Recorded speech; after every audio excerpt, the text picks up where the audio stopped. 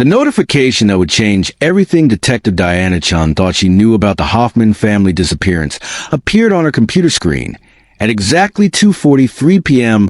on a scorching Thursday afternoon in August 2024. The air conditioning in the San Bernardino County Sheriff's Department had been struggling against the desert heat all week, and Chen found herself staring at the Cody's database match through a haze of exhaustion and lukewarm coffee. After 22 years working cold cases across Southern California, she had learned to recognize the weight of certain moments before they registered fully in her conscious mind. The case file that had consumed the last 18 months of her career suddenly had a name attached to the DNA evidence that had been extracted from bone fragments discovered 6 months earlier in the Mojave Desert.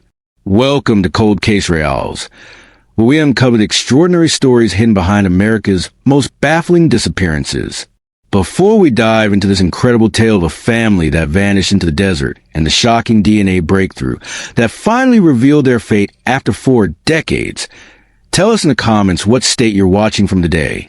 And if you believe that every missing person deserves to be found no matter how much time has passed, hit that subscribe button and join our community of truth seekers who never give up hope. Hoffman family, missing March 15, 1985. Lisa Marie Hoffman, age 29. Robert James Hoffman, age 32. Katie Lynn Hoffman, age 8.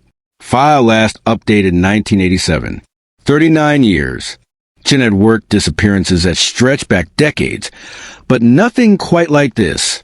An entire family vanishing from a campsite in one of the most desolate regions of California, leaving behind a perfectly set-up camp, a cooler full of food, and no trace of struggle or explanation. The DNA match belonged to Thomas Eugene Caldwell, a 67-year-old retired rancher who had died of complications from emphysema in 2019. His genetic profile had been entered into the system posthumously when California expanded its DNA collection protocols to include samples taken during routine medical procedures at county hospitals. The bone fragments that yielded Caldwell's DNA had been discovered by an archaeological team from UC Riverside conducting a survey of prehistoric Native American sites in the eastern Mojave Desert, 43 miles from where the Hoffman family's abandoned campsite had been found in 1985. Chen pulled up the original case file, watching the faded color photographs load slowly on her department-issued laptop. The images showed a family camping setup that looked like it had been arranged for a magazine advertisement. A large blue tent, properly staked and with the rain flies secured despite clear weather. A camp table set with 3 plates, 3 cups, and utensils for a meal that had never been eaten. Lisa Hoffman had been an elementary school teacher in Riverside, known for her weekend camping trips with her family and her extensive knowledge of desert flora and fauna. Her husband Robert worked as an automotive technician at a Ford dealership and had grown up camping in the Mojave with his own father. 8-year-old Katie was described by family members as an adventurous child who loved exploring the desert and collecting rocks and interesting plants.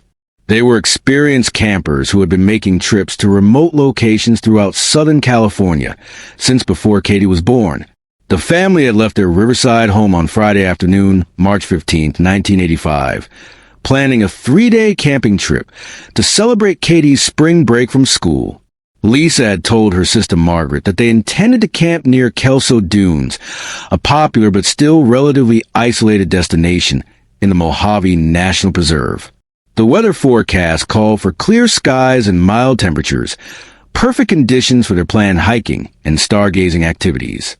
When the family failed to return home on Sunday evening, Margaret contacted the Riverside Police Department. The initial response was delayed because adults were not considered missing persons until they had been absent for 48 hours, and the remote location made immediate search efforts impractical. By Tuesday morning, when Robert failed to report for work and Katie didn't appear at school, a full search and rescue operation was initiated by San Bernardino County Sheriff's Department, which had jurisdiction over the area where the family was believed to be camping. Deputy Sheriff Warren McKenzie led the initial search team that discovered the abandoned campsite on Wednesday afternoon, March 20th, 5 days after the family's planned departure. Mackenzie had been working search and rescue operations in the Mojave Desert for 12 years, but the Hoffman campsite presented him with something he had never encountered before. Every piece of equipment was exactly where it should be. The tent showed no signs of hasty departure or struggle. Personal belongings were neatly organized inside, including Lisa's purse with her wallet and identification, Robert's tools and camping gear, and Katie's collection of desert rocks arranged carefully in a small cardboard box. The family's 1982 Ford Bronco was parked 20 yards from the tent, keys hanging from the ignition, gas tank 3/4 full. Maps of the area lay folded on the dashboard with their planned hiking routes marked in pencil by Robert's careful hand. A cooler beside the tent contained enough food and water for 3 people for 4 days, with most of the provisions still unused. The only items missing were the clothes the family had been wearing, leading investigators to initially theorize that they'd gone for a hike and become lost or injured somewhere in the vast desert landscape. The search expanded over the following 2 weeks to cover more than 200 square miles of some of the most challenging terrain in California. Teams from San Bernardino County, Riverside County, and the National Park Service combed through rocky canyons, sand dunes, and Joshua Tree forests. Helicopters equipped with thermal imaging flew grid patterns over areas too dangerous for ground teams to access. Bloodhounds were brought from Los Angeles, but the desert wind and extreme temperature variations had eliminated any scent trails within hours of the family's disappearance. Detective Lieutenant Frank Morrison took over the investigation when it became clear that the case involved more than a simple hiking accident. Morrison had worked missing persons cases throughout the Inland Empire for 15 years, but the complete absence of any trail or evidence in the Hoffman case frustrated every investigative technique he attempted. Interviews with other campers and desert visitors from the weekend of March 15th to 17th yielded no. Sightings of the family after Friday afternoon, when they had been seen purchasing ice and additional supplies at a convenience store in Baker, California. The investigation revealed that the Hoffman family had been creatures of habit in their camping preparations. Lisa kept detailed journals of their trips, including weather conditions, hiking routes, and Katie's discoveries of interesting plants or rock formations. Robert maintained their camping equipment with mechanical precision, checking and servicing everything before each trip. Katie had been taught desert safety from an early age and knew never to wander away from camp without her parents. This pattern of careful preparation and safety consciousness made their disappearance even more puzzling. The family had left no note about changing their plans, had told no one about intentions to visit different locations, and had taken none of the emergency equipment that Robert always carried on longer hikes. Their absence from the campsite appeared to have been sudden and unplanned, yet there were no signs of struggle, panic, or external threat. The psychological toll on the extended Hoffman family began immediately and would continue for decades. Margaret Hoffman Walsh, Lisa's younger sister, became the primary advocate for keeping the investigation active. She contacted the sheriff's department weekly for the first year, monthly for the next 5 years, and continued annual check-ins until her own death in 2018. Margaret had been the last person to speak with Lisa before the camping trip, and she blamed herself for not insisting on more specific information about their planned location. Robert's parents, Harold and Dorothy Hoffman, both died within 3 years of the disappearance. Their deaths attributed by family members to the stress and heartbreak of not knowing what had happened to their son and granddaughter. The couple had been planning to retire to a small cabin in the mountains where they could spend time with Katie during school vacations. Instead, they spent their final years driving to the Mojave Desert on weekends, searching for any trace of the missing family. The case attracted national attention during the summer of 1985, when America's Most Wanted featured the Hoffman family disappearance as one of their unsolved mysteries. The television exposure generated hundreds of tips and alleged sightings from across the western United States, but none provided viable leads. Psychics contacted the sheriff's department with visions and theories.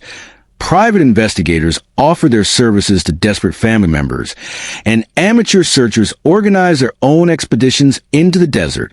Most heartbreaking were the false hopes created by discoveries of human remains in the vast Mojave ecosystem. Between 1985 and 2024, search teams and hikers found the skeletal remains of at least a dozen individuals in the region, victims of exposure, accidents, or violence spanning several decades. Each discovery required DNA analysis to determine whether the remains belonged to the missing Hoffman family, and each negative result delivered another crushing disappointment to relatives who had maintained hope for nearly 4 decades. The investigation took an unexpected turn in 1987 when Detective Morrison received information about Thomas Caldwell, a rancher whose property bordered the area where the Hoffman family had been camping. Caldwell owned 40,000 acres of desert land that he used for cattle grazing and had lived alone on his ranch since his wife's death in 1982. Several witnesses reported seeing Caldwell's pickup truck in the vicinity of the Hoffman campsite during the weekend of their disappearance, but Caldwell claimed he had been checking on his cattle and had seen no other people in the area. Morrison conducted 3 interviews with Caldwell between 1987 and 1989, finding him to be cooperative but somewhat evasive about his specific activities during the March 15th, 17 weekend. Caldwell's ranch hands confirmed that he often spent entire weekends alone on the property, checking fence lines and water sources for his cattle. His isolation and familiarity with the desert terrain made him a person of interest, but Morrison could never develop sufficient evidence for a search warrant or formal charges. The case went cold by 1990, relegated to the growing stack of unsolved files that accumulated in rural sheriff's departments throughout California. Morrison retired in 1995, passing the Hoffman file to Detective Patricia Reynolds, who maintained it as an inactive case while focusing on more recent investigations with viable leads. Reynolds retired in 2010, and the case passed to Detective Chen in 2018 as part of a cold case review program funded by federal grants designed to apply modern forensic techniques to decades-old evidence. Chen's initial review of the Hoffman case revealed the limitations of 1980s investigative techniques. The crime scene had been processed using methods that seemed primitive compared to contemporary forensic standards. No DNA evidence had been collected because the technology didn't exist in practical form until the 1990s. Fingerprint analysis had been limited to obvious surfaces like the family's vehicle and camping equipment, yielding only prints belonging to the missing family members. Photography had been thorough, but lacked the detailed documentation protocols that modern crime scene teams employed. Most significantly, the search efforts had been constrained by the technology and resources available in 1985. Ground-penetrating radar, satellite imaging, and GPS mapping were either unavailable or prohibitively expensive for local law enforcement agencies. The vast scale of the search area and the harsh desert environment had defeated human searchers, but the tools needed for systematic examination of the terrain simply hadn't existed. Chun began her reinvestigation by applying Geographic Information Systems, GIS, technology to map the search areas that had been covered in 1985 and identify locations that had been inaccessible or overlooked by earlier search teams. The digitization of topographic maps revealed several areas within a reasonable distance of the Hoffman campsite that had never been thoroughly searched due to difficult terrain or private property restrictions. The breakthrough came in February 2024 when Dr. Amanda Rodriguez, an archaeologist from UC Riverside, contacted Chen about bone fragments that had been discovered during a survey of prehistoric Native American sites. The fragments had been found at a location 43 miles from the original Hoffman campsite, buried beneath layers of sand and debris that suggested they had been there for decades. Initial examination indicated the bones belonged to 3 individuals, an adult male, an adult female, and a child. The condition of the remains made traditional identification methods impossible, but advances in DNA extraction techniques allowed the California Department of Justice Laboratory to recover genetic material from the bone fragments. The DNA analysis revealed that the remains belonged to 3 individuals who were related to each other in ways consistent with nuclear family, 2 parents and their biological child. Chun felt her pulse racing as she read the preliminary forensic report. The age estimates for the skeletal remains corresponded to the ages of the missing Hoffman family members. The location where they were found was within the range that an experienced desert navigator could reach on foot from the original campsite. Most importantly, the condition of the bones and the geological evidence suggests that they had been buried in that location for approximately 30 to 40 years. The DNA profiles extracted from the Hoffman remains were entered into the combined DNA index system, CODIS, for comparison against known samples, but the database contained no genetic information for the missing family members. Chen worked with Margaret Walsh's surviving children to obtain DNA samples from Lisa Hoffman's relatives, which confirmed that the adult female remains belonged to Lisa.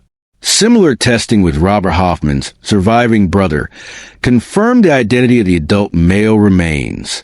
The child's remains were identified through mitochondrial DNA inherited from Lisa.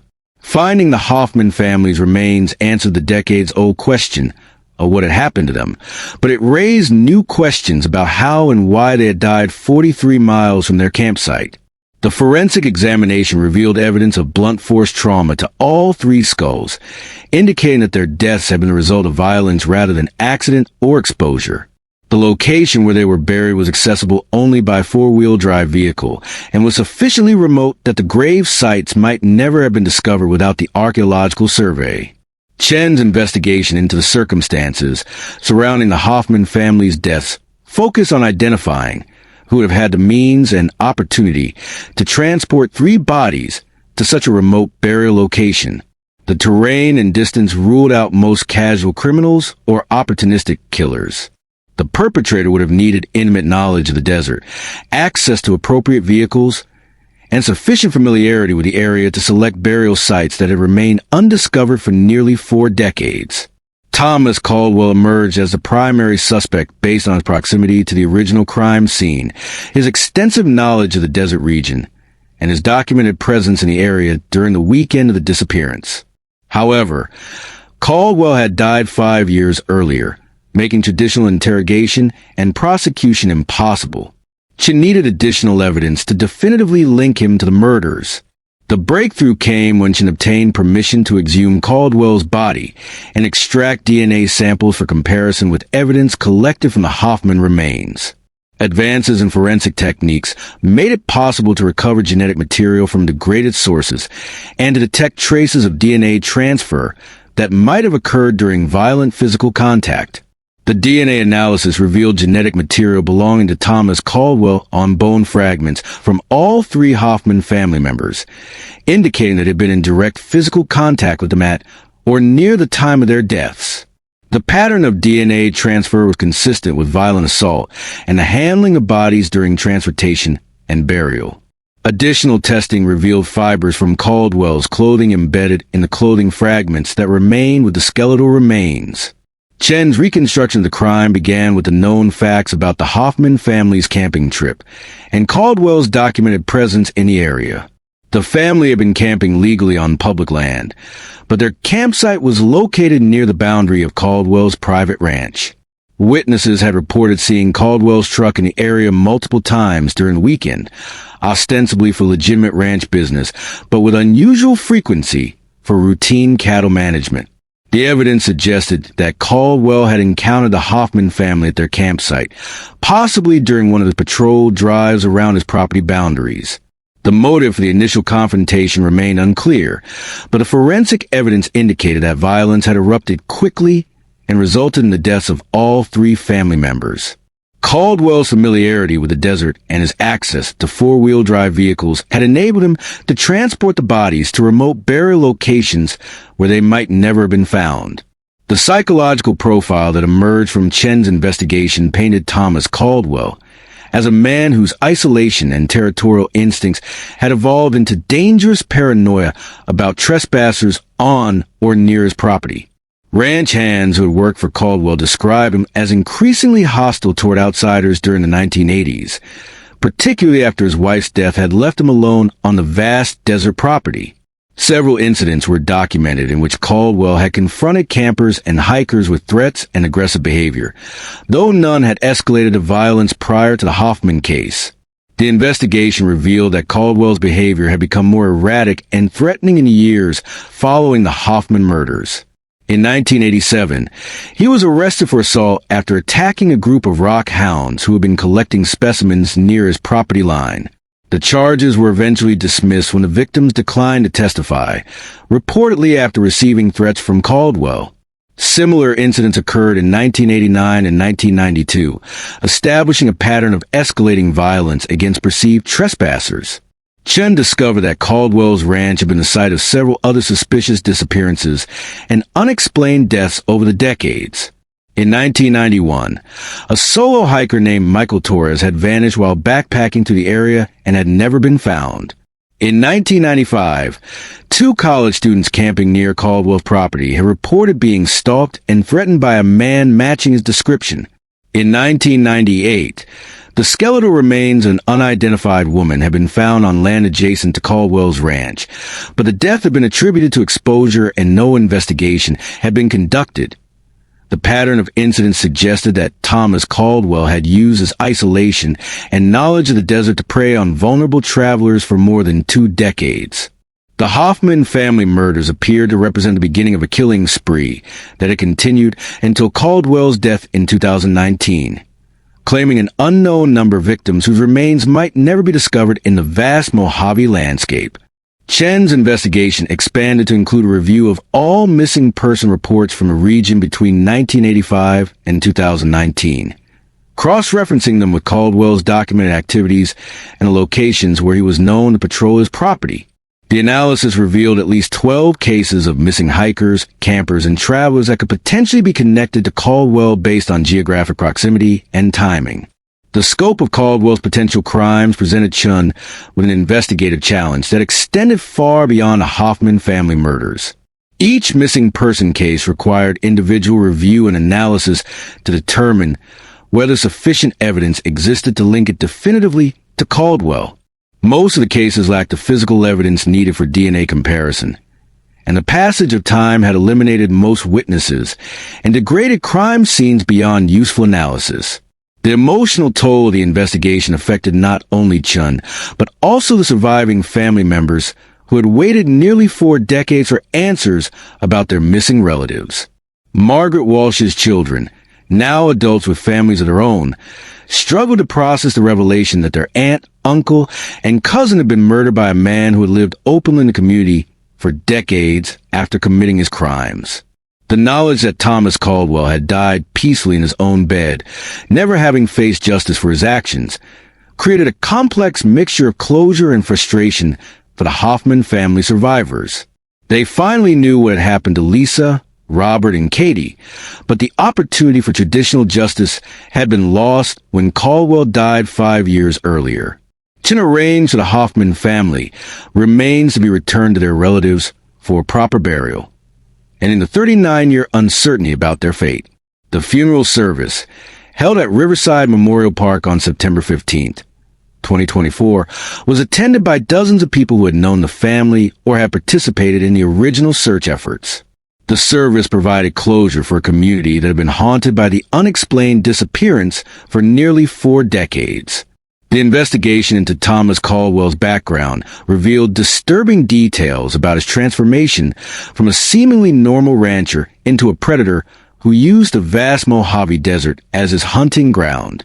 Caldwell had been born in 1952 in Barstow, California, the youngest of 3 children in a family that had owned desert property for 3 generations. His father, Herman Caldwell, had established a ranch in the 1930s as a cattle operation, gradually expanding the holdings through purchases of adjacent parcels from failing homesteaders and mining claims. Thomas had grown up on the ranch, learning to navigate the desert terrain with the expertise of someone whose family had lived there for decades. He had been known as a quiet but competent young man who understood cattle management and could survive in conditions that would challenge experienced outdoors enthusiasts. His marriage to Patricia Morse in 1975 had been considered a positive development by neighbors who hoped that having a wife would encourage Caldwell to become more social and connected to the broader community. The couple had lived together on the ranch for 7 years, during which Patricia had attempted to maintain a garden and had occasionally hosted social gatherings for neighboring ranch families. However, Those who knew the couple described Thomas as becoming increasingly possessive and controlling as the years passed. Patricia confided to several women in the area that her husband's jealousy and paranoia were making their marriage difficult, and that he had begun forbidding her from leaving the ranch without his permission.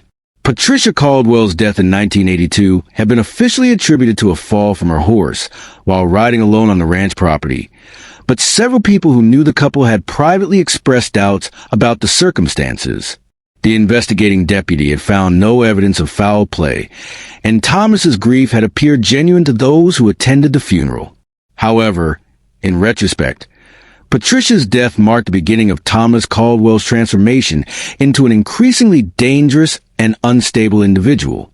The isolation that followed Patricia's death seemed to exacerbate whatever psychological problems had been developing during their marriage. Ranch hands who worked for Caldwell after 1982 described him as suspicious, paranoid, and prone to violent outbursts over minor infractions or perceived slights. Several employees quit after being threatened or physically intimidated, and Caldwell gradually reduced his workforce to a minimum number of part-time workers who had limited contact with him. By 1985, when the Hoffman family disappeared, Thomas Caldwell was living essentially alone on 40,000 acres of desert, with minimal contact with neighbors or the broader community. His nearest neighbors lived more than 20 miles away, and the remoteness of his property meant that he could engage in almost any activity without risk of observation or interference. This isolation had created the perfect conditions for a predator who was becoming increasingly confident about his ability to attack victims without consequences. Chen's investigation revealed that Caldwell had been questioned by law enforcement officers on at least 6 occasions between 1983 and 1987 regarding various incidents involving conflicts with hikers, campers, and other desert visitors. In each case, the complaints have been relatively minor, involving verbal threats or aggressive behavior that fell short of actionable assault. The pattern suggested that Caldwell had been testing boundaries and escalating his confrontational behavior gradually, building toward the violent encounter with the Hoffman family. The forensic analysis of the Hoffman remains provided disturbing insights into the violence of their final hours. All 3 family members had suffered multiple blunt force trauma injuries that indicated a sustained and brutal attack. The positioning of the injuries suggested that the victims had been struck repeatedly with a heavy object, possibly a tire iron or similar tool that Caldwell would have carried in his ranch vehicles. The pattern of injuries also indicated that the attack had not been a single moment of rage, but rather a deliberate and systematic killing of each family member. Katie's remains showed defensive wounds on her arms and hands, suggesting that the 8-year-old had attempted to protect herself or her parents during the assault. Lisa's injuries were concentrated on her head and upper torso, indicating that she had been targeted specifically and brutally. Robert's remains showed evidence of injuries to his hands and forearms, suggesting that he had attempted to fight off his attacker before being overwhelmed. The forensic pathologists who examined the remains estimated that the attack had lasted at least 15 to 20 minutes, based on the number and pattern of injuries inflicted on each victim. This time frame suggested that Caldwell had not acted in a moment of panic or rage, but had methodically killed each family member while they were unable to escape or summon help. The remote location of their campsite had provided Caldwell with the privacy and time needed to carry out his attack without fear of interruption.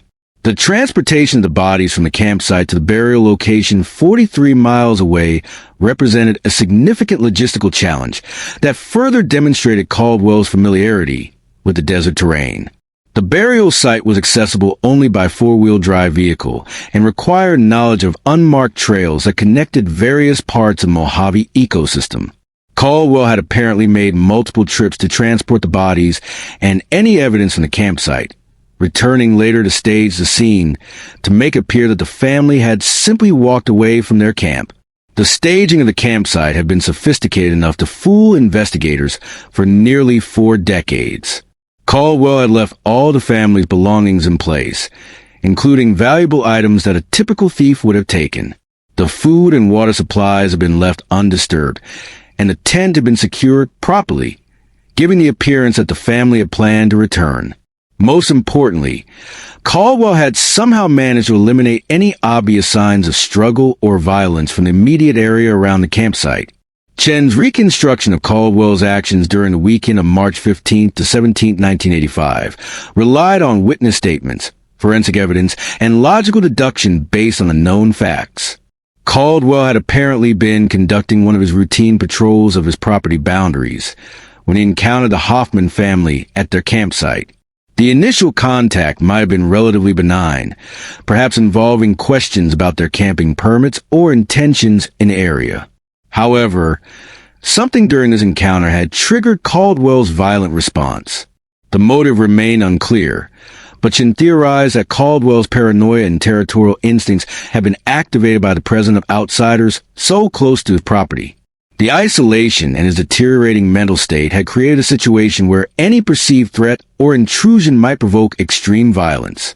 The attack had probably occurred on Friday evening or early Saturday morning, based on a timeline established by witnesses who had seen the family purchasing supplies in Baker on Friday afternoon. Caldwell had then spent the remainder of the weekend transporting the bodies to the burial site and cleaning up any evidence from the campsite. His familiarity with the area and his access to ranch vehicles had enabled him to complete these tasks without being observed by other desert visitors. The psychological profile developed during Chen's investigation painted Thomas Caldwell as a classic example of someone whose mental deterioration had been accelerated by isolation and stress.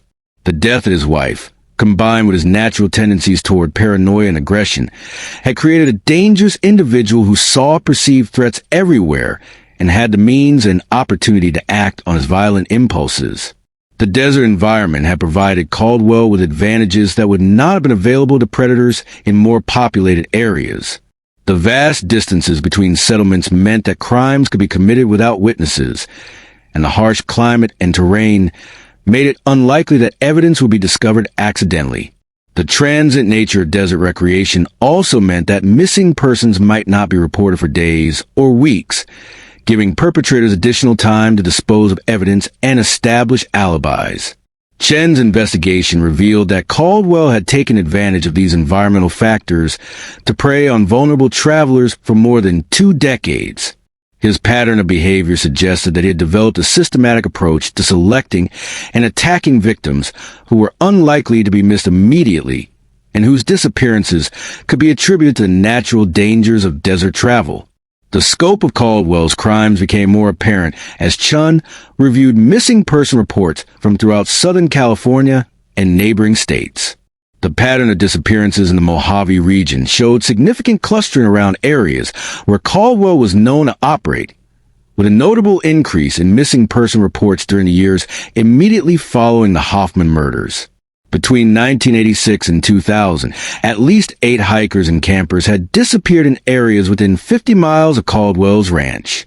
Most of these cases had been attributed to accidents or exposure, and none had been investigated as potential homicides.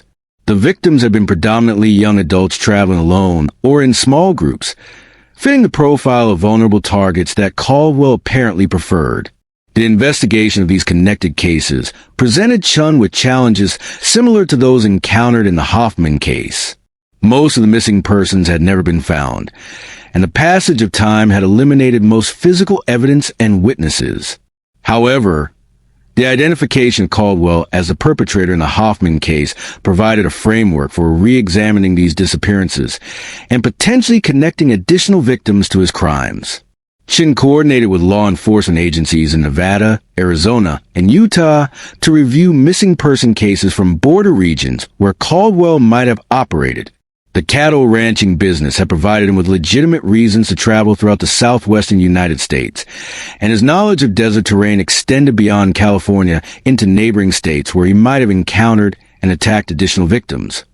The multi-state investigation revealed at least 4 missing person cases in Nevada and Arizona that showed similarities to the Hoffman case.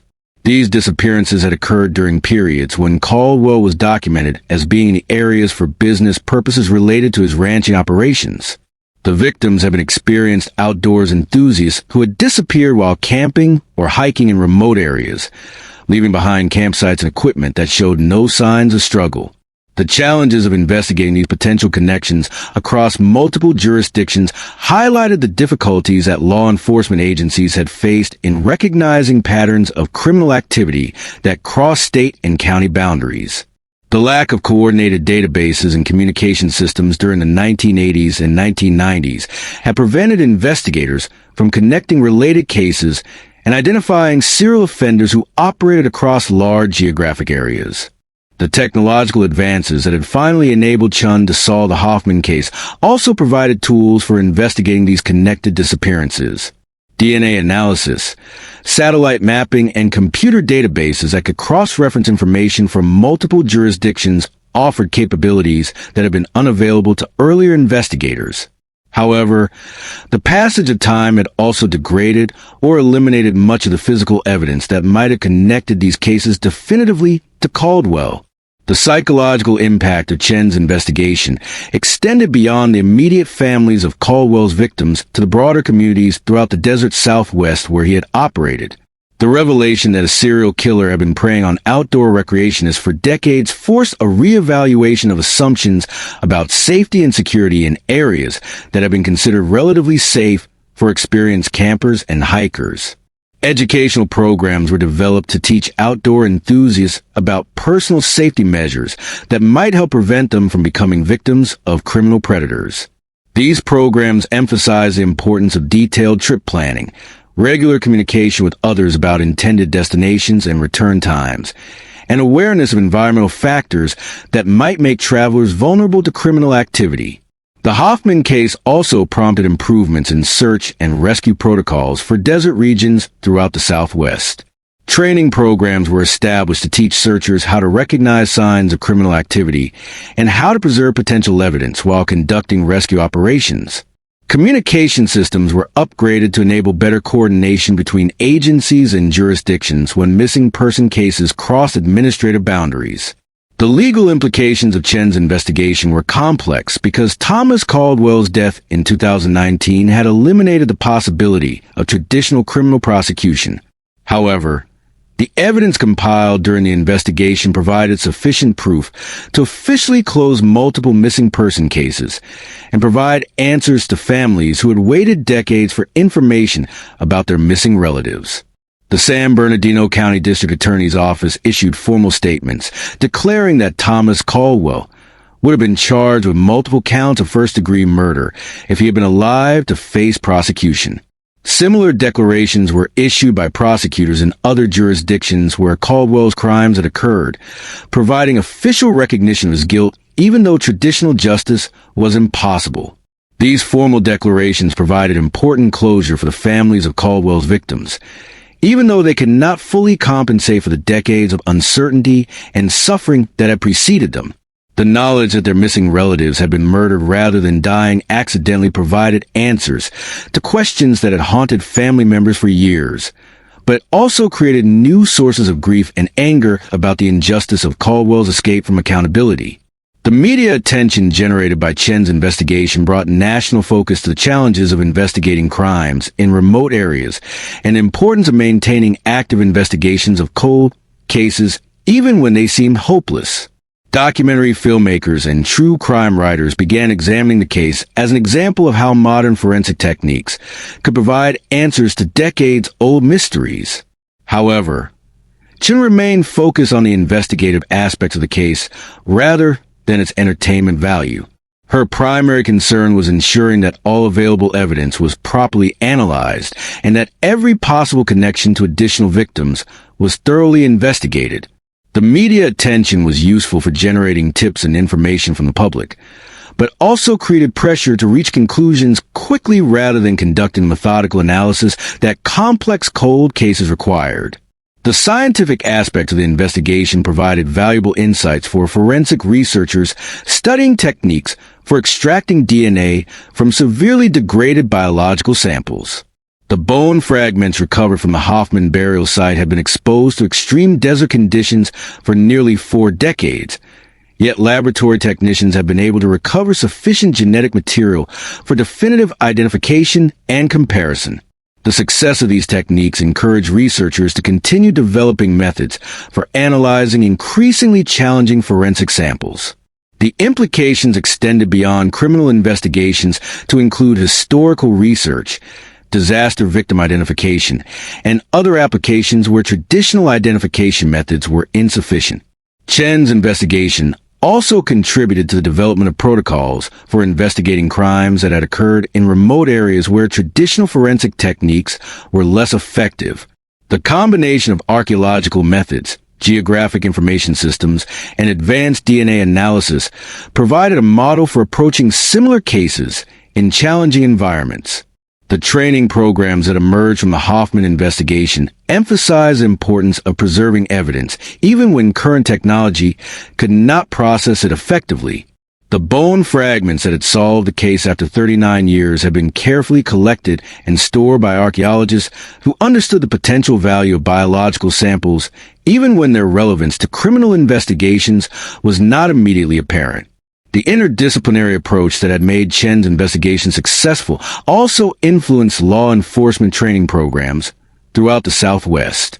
Courses were developed to teach investigators how to work effectively with archaeologists, forensic anthropologists, and other specialists whose expertise might be crucial for solving crimes in remote or challenging environments. As Chen prepared the final report on her investigation, she reflected on the complex legacy of the Hoffman case. The resolution of the mystery had provided crucial answers to families who had waited decades for information about their missing relatives, but it also revealed the existence of additional victims whose cases might never be fully resolved. The technological capabilities that had made solving the case possible offered hope for future investigations, but they also highlighted the limitations of a justice system that could identify criminals only after they had already caused irreparable harm to their victims and families. The knowledge that Thomas Caldwell had operated as a serial killer for more than 2 decades without being detected represented a systemic failure that extended beyond any individual investigation or agency. The preventive measures and investigative improvements that had emerged from the case offered some hope for protecting future victims and solving similar crimes more quickly. However, Chen understood that the vast and remote areas of the American West would continue to present unique challenges for law enforcement agencies with limited resources and jurisdiction. The story of the Hoffman family's disappearance and the 39-year journey to discover the truth about their fate became a testament to the importance of never giving up on missing person investigations, no matter how much time had passed or how hopeless they seemed. The persistence of family advocates, the dedication of investigators across multiple generations, and the power of advancing forensic technology had combined to provide answers that had once seemed impossible. For the communities throughout Southern California that had been affected by Thomas Caldwell's crimes, the resolution of the Hoffman case provided not just closure, but also valuable lessons about recognizing and responding to the warning signs of predatory behavior. The case demonstrated that even in the most remote and seemingly safe environments, vigilance and preparation were essential for personal safety. The memorial service of the Hoffman family, held 6 months after their remains were finally laid to rest, brought together hundreds of people whose lives had been touched by their story. Search and rescue volunteers who had participated in the original 1985 investigation, law enforcement officers who had worked on the case over the decades, and family members and friends who had never stopped hoping for answers came together to honor the memory of Lisa, Robert, and Katie Hoffman. Detective Diana Chen attended the service, understanding that her role in solving the case had provided her with a unique responsibility to speak for victims who could no longer speak for themselves. The investigation had consumed nearly 2 years of her career, and had forced her to confront some of the darkest aspects of human behavior, but it had also demonstrated the power of persistence and modern forensic science to provide justice even when traditional methods had failed. The case will continue to influence Chen's work on future investigations, providing both technical expertise and emotional perspective that would guide her approach to other cold cases. The knowledge that families like the Hoffmans had waited decades for answers about their missing relatives motivated her to continue applying the most advanced forensic techniques to cases that seemed unsolvable, understanding that every investigation might provide the key to bringing closure to another family's decades-long search for answers. The technological revolution that had made solving the Hoffman case possible continued to evolve at an unprecedented pace in the years following the investigation's conclusion. New methods for extracting DNA from increasingly degraded samples, improvements in genetic genealogy databases and analysis techniques, and the development of artificial intelligence tools for pattern recognition in complex cases promise to make even more cold case breakthroughs possible in the coming years. Research institutions and law enforcement agencies began collaborating on projects designed to apply these emerging technologies to the massive backlogs of unsolved cases that existed in jurisdictions across the country. The success of the Hoffman investigation provided a proof of concept that justified continued investment in these expensive and technically challenging efforts, demonstrating that the combination of advanced forensic science and persistent investigation could provide answers to questions that had seemed permanently unanswerable. The case also highlighted the crucial importance of maintaining detailed records and preserving evidence even when current technology could not process it effectively. The bone fragments that had ultimately solved the Hoffman case have been carefully collected and documented by archaeologists who understood that biological samples might retain their forensic value for decades, even when the techniques needed to analyze them had not yet been developed. Law enforcement agencies throughout the country began reevaluating their evidence storage and documentation procedures, implementing new protocols designed to ensure that potential forensic evidence will remain viable for analysis by technologies that had not yet been invented. The lessons learned from cases like the Hoffmans emphasize that no piece of evidence should be considered too small or too degraded to potentially yield crucial information in the future. The impact of Chen's investigation extended beyond the realm of criminal justice to influence academic research in fields ranging from forensic anthropology to desert ecology. The interdisciplinary collaboration that had made the breakthrough possible became a model for approaching complex scientific problems that required expertise from multiple specialties. Universities began developing new programs that combined traditional law enforcement training with advanced scientific techniques and cross-disciplinary communication skills. The geographic information systems and satellite mapping technologies that had helped identify potential search areas in the Hoffman case found applications in numerous other fields, from archaeological research to environmental monitoring. The techniques developed for analyzing decades-old crime scenes in harsh desert environments provided insights that proved valuable for studying historical sites and natural phenomena in similar conditions. The psychological research that emerged from studying Thomas Caldwell's behavior patterns contributed to broader understanding of how isolation and environmental factors could influence the development of criminal pathology. The case became a subject of study in criminal psychology programs, providing insights into how seemingly normal individuals could evolve into dangerous predators when certain environmental and psychological factors aligned. The preventive measures that were implemented following the investigation's conclusion focus on both improving law enforcement capabilities and educating potential victims about recognizing and avoiding dangerous situations. Training programs for desert recreationists emphasize the importance of situational awareness, communication protocols, and risk assessment strategies that might help prevent encounters with criminal predators. Community education programs throughout Southern California address the reality that criminal activity could occur even in remote areas that seem safe and isolated. The Hoffman case had demonstrated that predators often specifically sought out such environments because they offered advantages for committing crimes without detection, making it essential for outdoor enthusiasts to understand and prepare for these risks.